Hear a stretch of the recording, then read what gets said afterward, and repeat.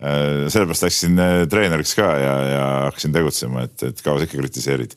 Minu arust nagu ajuvabalt pikaks venitatakse need seeriad, et mängupäevad on nii harva. 5 mehe tasu oli 4-kohalise numbri all. Sa olid vanasti üks põhilisi vendi minu arust, kes ei olnud nõus ütlema välja liiga nimesid sponsorite nimede järgi. Me alustasime sükse 220-230-ga ja võib öelda, et ta läks tegelikult no ta ei alla 300, ta läks nagu see 275-80 juurde välja. Sina oled ise nii-öelda front office samamoodi. Kui juunis alustab see korvpallikodu, siis Jukka Toiala kutsusta sinna treeningutele ka. Läheb üks ajakirjanik ja järsku on nagu peatreener meistriliigas. Mind kutsuti valimistel osa kandideerima ja see ei olnud EKRE. Ja siis sa lähed Portugali rallile ja natukene ikkagi koputad ukse peale, kas Ott räägi paar sõna ka. Kuidas sa selle enda sees ära klatid?